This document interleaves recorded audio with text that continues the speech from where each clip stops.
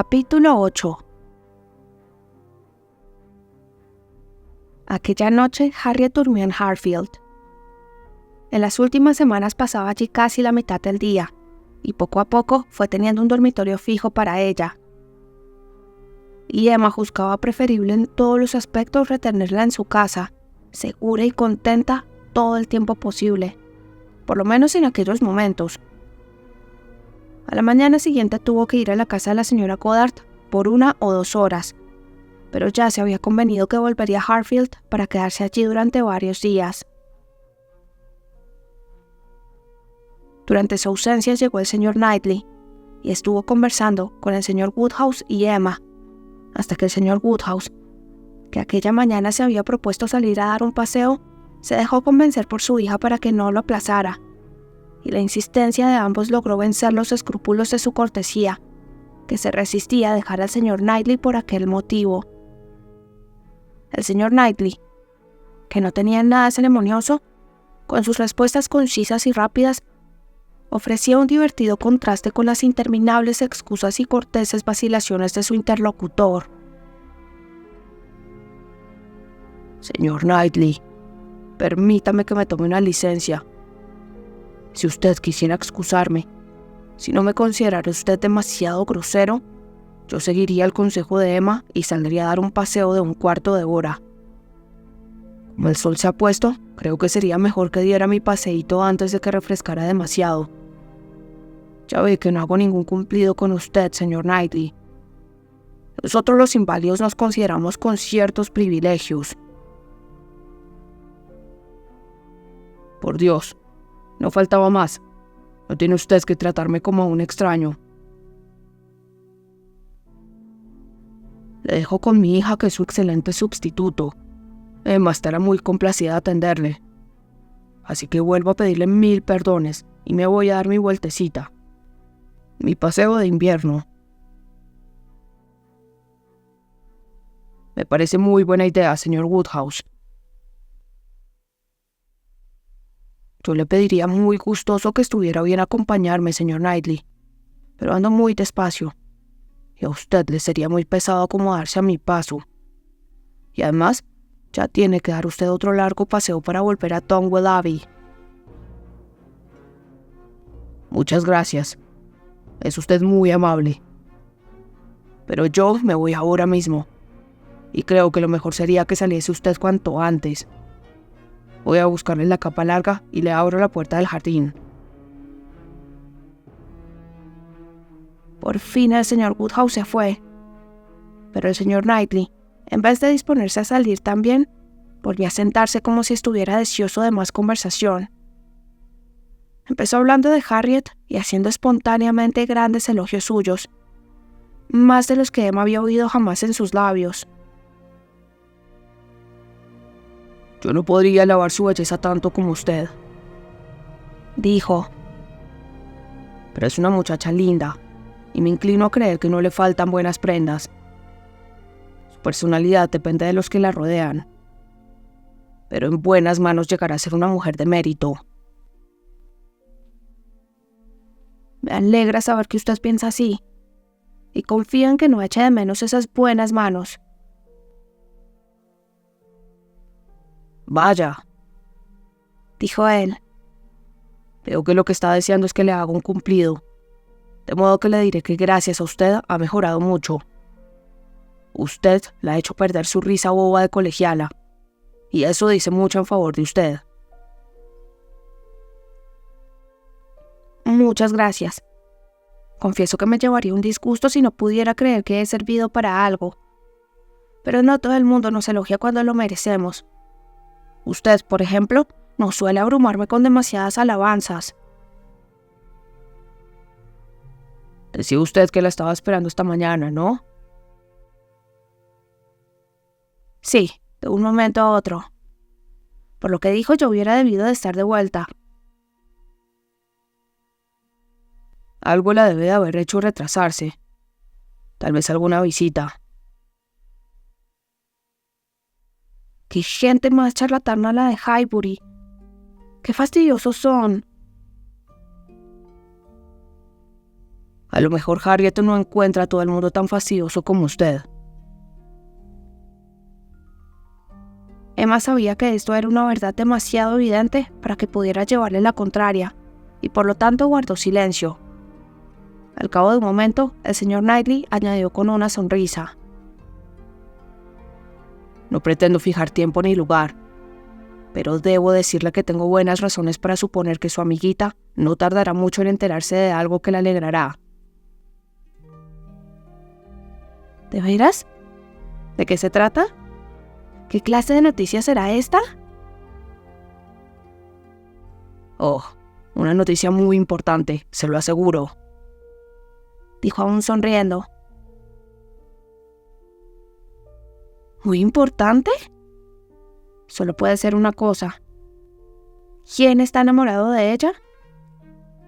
¿Quién le ha hecho confidencias? Emma estaba casi segura de que había sido el señor Elton quien le había hecho alguna insinuación. El señor Knightley era un poco el amigo y el consejero de todo el mundo, y ella sabía que el señor Elton le consideraba mucho. Tengo razones para suponer, replicó, que Harriet Smith no tardará en recibir una propuesta de matrimonio procedente de una persona realmente intachable. Se trata de Robert Martin.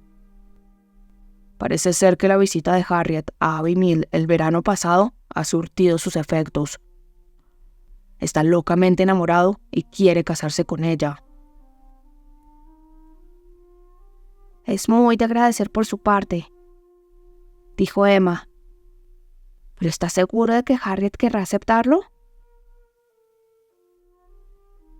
Bueno, esa ya es otra cuestión. De momento, quiere proponérselo. ¿Conseguirá lo que se propone? Hace 2 noches vino a verme a la abadía para consultar el caso conmigo. Sabe que tengo un gran aprecio por él y por toda su familia, y creo que me considera como uno de sus mejores amigos. Vino a consultarme si me parecía oportuno que se casara tan joven, si no la consideraba a ella demasiado niña. En resumidas cuentas, si aprobaba su decisión. Tenía cierto miedo de que se la considerase, sobre todo desde que usted tiene tanto trato con ella, como perteneciente a una clase social superior a la suya. Me gustó mucho lo que dijo. Nunca había oído hablar a nadie con más sentido común. Habla siempre de un modo muy atinado. Es franco, no se anda por las ramas y no tiene nada de tonto. Me lo contó todo. Su situación y sus proyectos, todo lo que se proponía hacer en caso de que él se casara. Es un joven excelente, buen hijo y buen hermano. Yo no vacilé en aconsejarle que se casara. Me demostró que estaba en situación de poder hacerlo, y en este caso me convencí de que no podía hacer nada mejor. Le hice también elogios de su amada, y se fue de mi casa alegre y feliz. Suponiendo que antes no hubiera tenido en mucho mi opinión, a partir de entonces se hubiera hecho de mí la idea más favorable. Y me atrevería a decir que salió de mi casa considerándome como el mejor amigo y consejero que jamás tuvo hombre alguno. Eso ocurrió antenoche. Ahora bien, como es fácil de suponer, no querrá dejar pasar mucho tiempo antes de hablar con ella. Y como parece ser que ayer no le habló, no es improbable que hoy se haya presentado en casa de la señora Goddard. Y por lo tanto, Harriet puede haberse visto retenida por una visita que le aseguro que no va a considerar precisamente como fastidiosa. Perdone, señor Knightley, dijo Emma, que no había dejado de sonreír mientras él hablaba. Pero, ¿cómo sabe usted que el señor Martin no le habló ayer? Cierto, replicó él sorprendido. La verdad es que no sé absolutamente nada de ello, pero lo he supuesto. ¿Es que ayer Harriet no estuvo todo el día con usted? Verá, dijo ella. En justa correspondencia a lo que usted me ha contado, yo voy a contarle a mi vez algo que usted no sabía. El señor Martin habló ayer con Harriet, es decir, le escribió y fue rechazado. Emma se vio obligada a repetirlo para que su interlocutor lo creyese. Y al momento el señor Knightley se ruborizó de sorpresa y de contrariedad, y se puso de pie indignado diciendo: Entonces es que esta muchacha es mucho más boba de lo que yo creía. ¿Pero qué le ocurre a ese infeliz? «¡Oh! Ya me hago cargo», exclamó Emma. A un hombre siempre le resulta incomprensible que una mujer rechace una proposición de matrimonio. Un hombre siempre imagina que una mujer siempre está dispuesta a aceptar el primero que pida a su mano. Ni muchísimo menos. A ningún hombre se le ocurre tal cosa. ¿Pero qué significa todo eso? Harriet Smith rechazando a Robert Martin. Si es verdad, es una locura. Pero confío en que estará usted mal informada. Yo misma vi la contestación a su carta. No hay error posible. ¿De modo que usted vio la contestación de Harriet? Y la escribió también, ¿no? Emma, esto es obra suya. Usted la convenció para que le rechazara. ¿Y si lo hubiera hecho? Lo cual, sin embargo, estoy muy lejos de reconocer. No creería haber hecho nada malo. El señor Martin es un joven muy honorable, pero no puedo admitir que se le considere a la misma altura de Harriet. Y la verdad es que más bien me asombra que se haya atrevido a dirigirse a ella. Por lo que usted cuenta, parece haber tenido algunos escrúpulos, y es una lástima que se desembarazara de ellos. ¿Que no está a la misma altura de Harriet?, exclamó el señor Knightley, levantando la voz y acalorándose. Y unos momentos después añadió más calmado, pero con aspereza: No, la verdad es que no está a su altura, porque él es muy superior en criterio y en posición social. Emma, usted está cegada por la pasión que siente por esa muchacha. ¿Es que Harriet Smith puede aspirar por su nacimiento, por su inteligencia o por su educación a casarse con alguien mejor que Robert Martin? Harriet es la hija natural de un desconocido que probablemente no tenía la menor posición, y sin duda ninguna relación más o menos respetable.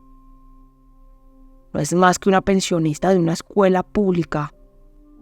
Es una muchacha que carece de sensibilidad y de toda instrucción. No le han enseñado nada útil, y es demasiado joven y demasiado obtusa como para haber aprendido algo por sí misma. A su edad no puede tener ninguna experiencia. Con sus cortas luces, no es fácil que jamás llegue a tener una experiencia que le sirva para algo. Es agraciada y tiene buen carácter. Eso es todo. El único escrúpulo que tuve para dar mi opinión favorable a esta boda fue por ella, porque creo que el señor Martin merece algo mejor, y no es muy buen partido para él. Por lo que se refiere a la cuestión económica, también me parece que él tiene todas las posibilidades de hacer un matrimonio mucho más ventajoso. En cuanto a tener a su lado una mujer comprensiva y sensata que le ayude, creo que no podría haber elegido peor. Pero yo no podía razonar de ese modo con un enamorado, y me incliné a confiar en que, no habiendo en ella nada fundamentalmente malo, poseía ciertas disposiciones, que en manos como las suyas podían encauzarse bien con facilidad y dar excelentes resultados. En mi opinión, quien realmente salió beneficiada en este matrimonio era ella. Y no tenía ni la menor idea, ni ahora la tengo, de que la opinión general sería la que Harriet había tenido mucha suerte. Incluso estaba seguro de que usted estaría satisfecha. Inmediatamente se me ocurrió pensar que no lamentaría usted separarse de su amiga viéndola tan bien casada. Recuerdo que me dije a mí mismo: incluso Emma, con toda su parcialidad por Harriet, convendrá en que hace una buena boda. No puedo por menos de extrañarme de que conozca usted tan poco a Emma como para decir semejante cosa. Por Dios, pensar que un granjero, porque con todo su sentido común y todos sus méritos, el señor Martin no es más que eso, podría ser un buen partido para mi amiga íntima, que no lamentaría que se separara de mí para casarse con un hombre al que yo nunca podría admitir entre mis amistades. Me maravilla el que usted creyera posible que yo pensara de este modo. Le aseguro que mi actitud no puede ser más distinta. Y debo confesarle que su planteamiento de la cuestión no me parece nada justo. Es usted demasiado severo cuando habla de las posibles aspiraciones de Harriet. Otras personas estarían de acuerdo conmigo en ver el caso de un modo muy diferente. El señor Martin quizás sea el más rico de los dos, pero sin ninguna duda es inferior a ella en calidad social. Los ambientes en que ella se desenvuelve están muy por encima de los de este joven. Esta boda rebajaría a Harriet. Pero le llama usted rebajarse a una muchacha que tiene orígenes ilegítimos y que es una ignorante, se case con un propietario rural honorable e inteligente. En cuanto a las circunstancias de su nacimiento, aunque ante la ley podría considerársela como hija de nadie, esta es una postura que para una persona con un poco de sentido común es inadmisible. Ella no tiene por qué pagar las culpas de otros, como ocurre si la situamos en un nivel inferior al de las personas con las que ha sido educada. No cabe duda alguna de que su padre es un caballero, y un caballero de fortuna. La pensión que recibe es muy generosa. Nunca se ha escatimado nada para mejorar su educación o rodearse de más comodidades. Para mí, el que sea hija de un caballero es algo indudable. Que se trata con hijas de caballeros, supongo que nadie puede negarlo. Por lo tanto, su clase social es superior a la del señor Robert Martin. Sean quienes sean sus padres, dijo el señor Knightley. Sean quienes sean las personas que se han ocupado de ella hasta ahora, no hay nada que permita suponer que tenían la intención de introducirla en lo que usted llama la buena sociedad. Después de haberle dado una educación muy mediana, la confiaron a la señora Goddard para que se las compusiera como pudiese. Es decir, para que viviera en el ambiente de la señora Goddard y se relacionara con las amistades de la señora Goddard. Evidentemente, sus amigos juzgaron que eso le bastaba. En realidad, le bastaba. Ella misma no deseaba nada mejor. Antes de que usted decidiese hacerla su amiga, no se sentía desplazada en su ambiente. No ambicionaba nada más. El verano pasado con los Martin se sentía completamente feliz. Entonces no se creía superior a ellos. Y si ahora cree esto, es porque usted la ha hecho cambiar. No ha sido usted una buena amiga para Harriet Smith, Emma. Robert Martin nunca hubiera llegado tan lejos si no hubiera estado convencido de que ella no le miraba con indiferencia. Le conozco bien. Es demasiado realista para declararse una mujer al azar de un afecto que no sabe correspondido. Y en cuanto a que sea vanidoso, es la última persona que conozco de la que pensaría tal cosa. Puede estar usted segura de que ella le alentó. Para Emma era mejor no contestar directamente a esta afirmación, de modo que prefirió reanudar el hilo de su propio razonamiento. Es usted muy buen amigo del señor Martin, pero como ya dije antes, es injusto con Harriet. Las aspiraciones de Harriet a casarse bien no son tan desdeñables como usted las presenta. No es una muchacha inteligente, pero tiene mejor juicio de lo que usted supone, y no merece que se hable tan a la ligera de sus dotes intelectuales. Pero dejemos esta cuestión y supongamos que es tal como usted la describe, tan solo una buena muchacha muy agraciada. Permítame decirle que el grado en que posee estas cualidades no es una recomendación de poca importancia para la gran mayoría de la gente, porque la verdad es que es una muchacha muy atractiva, y así deben de considerarla el 99% de los que la conocen. Y hasta que no se demuestre que los hombres en materia de belleza son mucho más filosóficos de lo que en general se supone, hasta que no se enamoren de los espíritus cultivados en vez de las caras bonitas, una muchacha con los atractivos que tiene Harriet está segura de ser admirada y pretendida.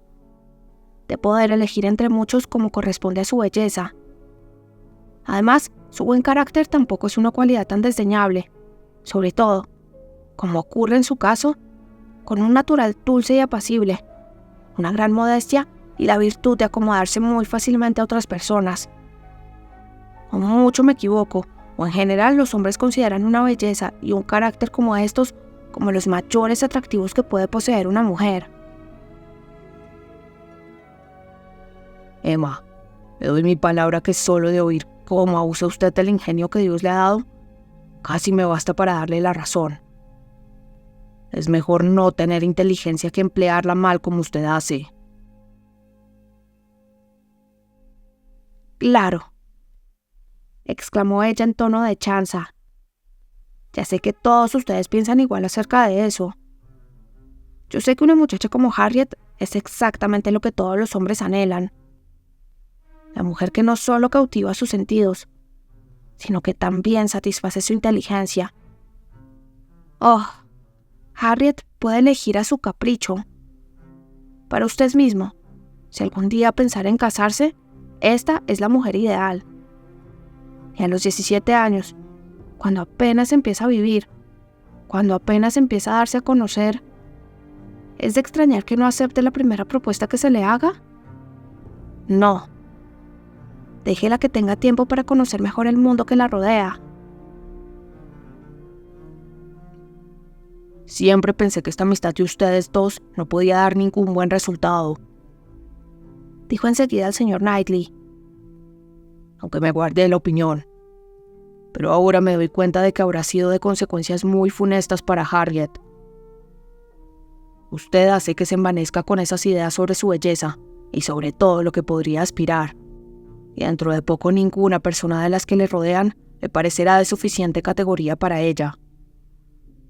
Cuando se tiene poco seso, la vanidad llega a causar toda clase de desgracias. Nada más fácil para una damita como ella que poner demasiado altas sus aspiraciones. Y quizá las propuestas de matrimonio no afluyan tan aprisa a la señorita Harriet Smith, aun siendo una muchacha muy linda. Los hombres de buen juicio, a pesar de lo que usted se empeña a decir, no se interesan por esposas bobas. Los hombres de buena familia se resistirán a unirse a una mujer de orígenes tan oscuros. Y los más prudentes temerán las contrariedades y las desdichas en que pueden verse envueltos cuando se descubra el misterio de su nacimiento. Que se case con Robert Martin y tendrá para siempre una vida segura, respetable y dichosa.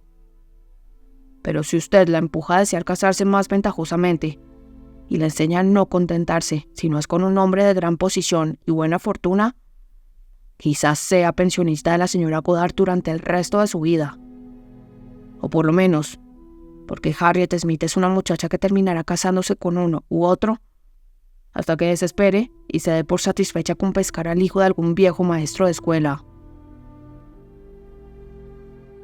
Señor Knightley, en esta cuestión nuestros puntos de vista son tan radicalmente distintos que no serviría de nada que siguiéramos discutiendo.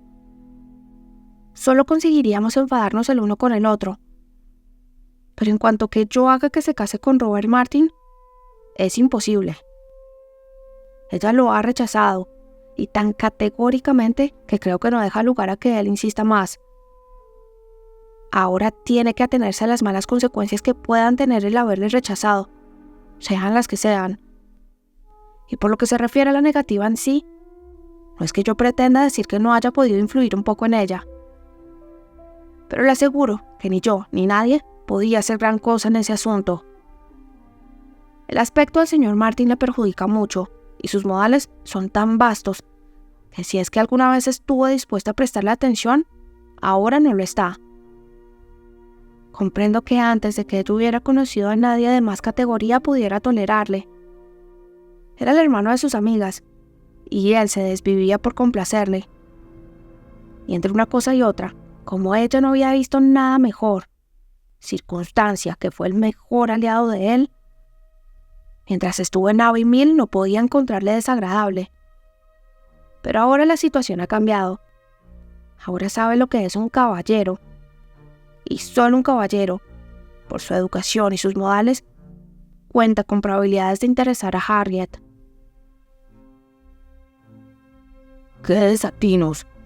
En mi vida había oído cosa más descabellada, exclamó el señor Knightley. Robert Martin pone sentimiento, sinceridad y buen humor en su trato, todo lo cual lo hace muy atractivo. Y su espíritu es mucho más delicado de lo que Harriet Smith es capaz de comprender.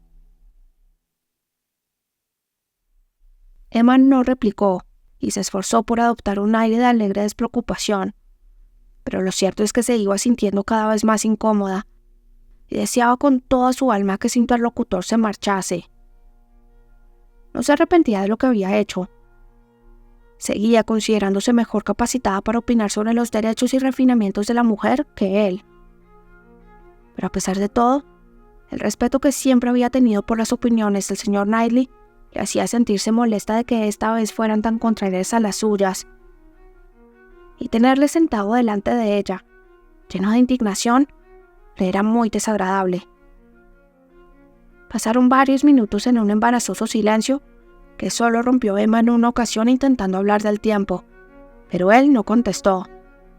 Estaba reflexionando. Por fin manifestó sus pensamientos con estas palabras. Robert Martin no pierde gran cosa. Ojalá se dé cuenta. Y confío en que no tardará mucho tiempo en comprenderlo. Solo usted sabe los planes que tiene respecto a Harriet. Pero como no oculta usted a nadie sus aficiones casamenteras, es fácil adivinar lo que se propone y los planes y proyectos que tiene. Y como amigo, solo quiero indicarle una cosa, que si su objetivo es Elton, creo que todo lo que haga será perder el tiempo. Emma reía y negaba con la cabeza. Él prosiguió. Puede tener la seguridad de que Elton no le va a servir para sus planes. Elton es una persona excelente y un honorabilísimo vicario de Highbury, pero es muy poco probable que se arriesgue a hacer una boda imprudente. Sabe mejor que nadie lo que vale una buena renta. Elton puede hablar según sus sentimientos, pero obrará con la cabeza. Es tan consciente de cuáles pueden ser sus aspiraciones como usted puede serlo de las de Harriet. Sabe que es un joven de muy buen ver y que vaya donde vaya, se le considerará como un gran partido. Y por el modo en el que habla cuando está en confianza y solo hay hombres presentes, estoy convencido de que no tiene la intención de desaprovechar sus atractivos personales. Le he oído hablar con gran interés de unas jóvenes que son íntimas amigas de sus hermanas y que cuentan cada una con 20,000 libras de renta. Le quedó muy agradecida, dijo Emma volviendo a echarse a reír. Si yo me hubiese empeñado en que el señor Elton se casara con Harriet, me haría usted un gran favor al abrirme los ojos. Pero por ahora solo quiero guardar a Harriet para mí. La verdad es que ya estoy cansada de arreglar bodas. No voy a imaginarme que conseguiría igualar mis hazañas de Randalls. Prefiero abandonar en plena fama, antes de tener ningún fracaso. Que usted lo pase bien, dijo el señor Knightley levantándose bruscamente y saliendo de la estancia. Se sentía muy enojado. Lamentaba la decepción que se había llevado su amigo, y le dolía que él, al aprobar su proyecto, fuera también un poco responsable de lo ocurrido. Y la intervención que estaba convencido de que Emma había tenido en aquel asunto le irritaba extraordinariamente.